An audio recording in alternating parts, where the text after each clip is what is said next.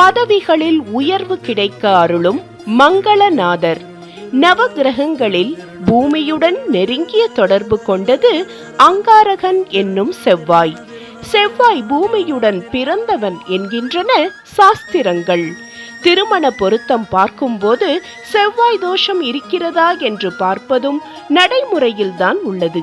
அப்படி தோஷம் இருப்பவர்கள் வழிபடக்கூடிய கோயில்களாக பல கோயில்கள் நம் நாட்டில் அமைந்திருக்கின்றன. அத்தகைய ஆலயங்களுள் ஒன்றுதான் திருச்சிறுகுடி அருள்மிகு சூட்சுமபுரீஸ்வரர் என்னும் அருள்மிகு மங்களநாதர் திருக்கோயில். ஆட்சி பொறுப்பில் அமர விருப்பம் உள்ளவர்களும் பதவியில் உயர்வு பெற விரும்புபவர்களும் வந்து வழிபட வேண்டிய கோயில் என்னும் பெருமை உடையது இந்த கோயில்.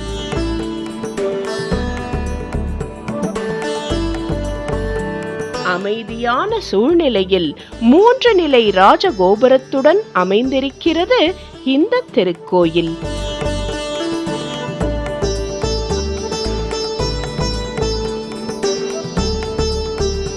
கோயிலுக்குள் முதலில் கூரை வேய்ந்த முகப்பு மண்டபம், வலப்புறத்திலும் அதே போல் மண்டபம் உள்ளது. பிராகாரத்தில் விமானத்தின் கீழ் அருள்மிகு தட்சிணாமூர்த்தி மங்களகரமான மஞ்சள் ஆடை உடுத்தி மங்களகரமாக காட்சி அருள்கிறார். பிராகாரச் சுவரில் ஜடாமுடியுடன் கூடிய விநாயகர், மகரிஷி விஸ்வாமித்திரர் மற்றும் அவருடைய சீடர் இருவரும் கூப்பிய கரங்களுடன் இருக்கும் சிற்பங்கள் உள்ளன. விநாயகர் சந்நிதியில் விநாயக பெருமான் தந்தமும் மோதகமும் ஏந்தி மங்கள விநாயகர் என்ற திருப்பெயருடன் காட்சி தருகிறார். மேலும் தேவியருடன் முருகப்பெருமான், பிரம்மா, துர்க்கை ஆகியோரும் காட்சி தருகின்றனர். அம்பிகை மங்கள நாயகிக்கு தனிச்சந்நிதி அமைந்துள்ளது. அடுத்து கூரை வேய்ந்த சிறிய மண்டபத்துடன் கூடிய மற்றொரு சந்நிதியில் இந்த தலத்து இறைவனுக்கு மங்களநாதர் என்ற மற்றொரு திருப்பெயரும் ஏற்பட காரணமாக இருந்த செவ்வாய் பகவானுடைய சந்நிதி. அவரை தரிசித்துவிட்டு சிவபெருமானை தரிசிக்க செல்கிறோம். கருவறையில் புலித்தோல் வண்ணத்தினால் ஆன ஆடையும் வெண்பட்டு உடையும் உடுத்தி நாகாபரணம் தரித்து சர்வ அலங்காரங்களுடன் கருவறையில் சுடர்விட்டு பிரகாசிக்கும் தூங்காமணி விளக்குகளின் பிரகாசத்தில் எழிலார்ந்த திருக்கோலத்தில் காட்சி தரும் இறைவனை திருஞான சம்பந்த பெருமான் போற்றி பாடியிருக்கிறார். அது மட்டுமல்ல, மற்றொரு சிறப்பும் இந்த தலத்துக்கு உண்டு.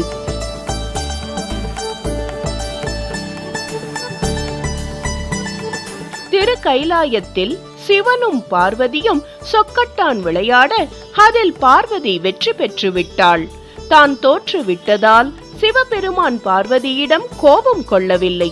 மாறாக வெட்கமுற்று தன்னை மறைத்துக் கொண்டார்.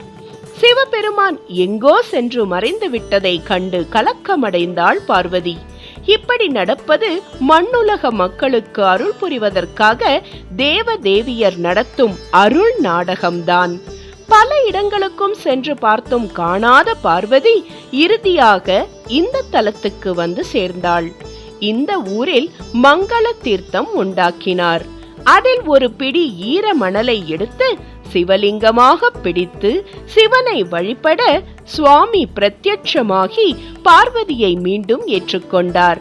கைப்பிடி மணலை எடுத்து சிவலிங்கம் உண்டாக்கியதால் இந்த ஊருக்கு சிறு பிடி என்று பெயர் வந்தது. அது மருவி தற்போது சிறு குடி என்று அழைக்கப்படுகிறது.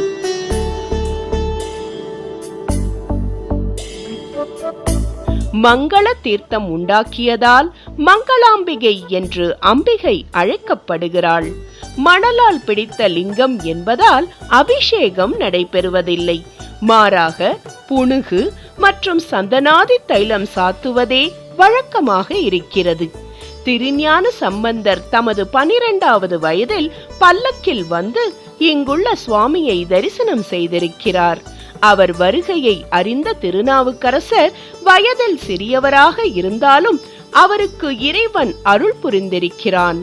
அவரை நாமும் தரிசிக்க வேண்டும் என்று நினைத்தவர் திருஞான சம்பந்தரை தரிசித்ததுடன் அவருடைய பல்லக்கையும் சுமந்து வந்தார். அதை அறியாத திருஞான சம்பந்தர் சிவனடியார் திருநாவுக்கரசரை சந்திக்க திருவெழிமிழலைக்கு செல்லுங்கள் என்று கட்டளையிடுகிறார்.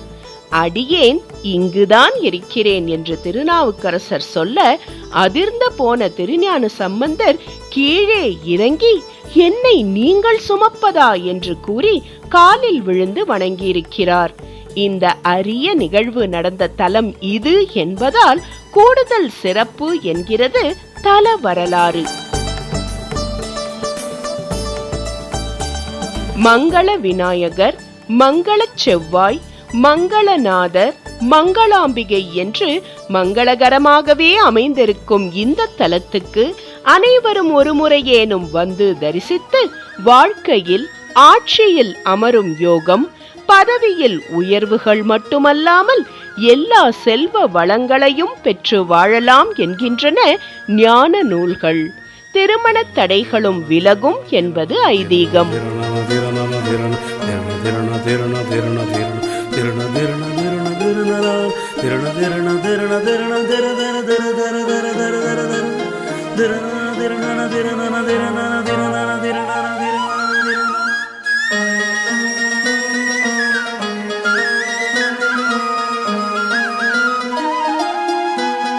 இங்கே சுவாமி சுயம்பு அம்பாளால் திருப்படியாக பூஜிக்கப்பட்டதால் சுவாமி சுயம்பு க்ஷேத்திரம்.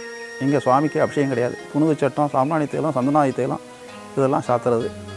பாக்கி வழிபாடு எல்லாம் பிரார்த்தனாஸ்தலம். அம்பாள்கிட்ட திருமணமாக போக்குவரத்து. இங்கே செவ்வாய் விசேஷம். செவ்வாய் வந்து சாபு உபயோஜனம் நீங்கிறதுக்காக இங்கே வழிபட்ட ஸ்தலம் செவ்வாய் க்ஷேத்திரம். அங்கார க்ஷேத்திரம் செவ்வாய்க்கிழமை ரொம்ப விசேஷம். வீடு கட்டுறவங்க, வீடு கட்டி பாதியில் நிற்கிறவங்க, ஜாதகத்தில் செவ்வாய் தோஷம் உள்ளவங்க எல்லாரும் இங்கே வந்து பிரார்த்தனை பண்ணி அபிஷேகம் ஆராதனை பண்ணி அர்ச்சனை பண்ணிட்டு போனாங்கன்னா எல்லா காரியமும் சித்தியாகிறது. பொதுவாக இது ஒரு மங்கள க்ஷேத்திரம்.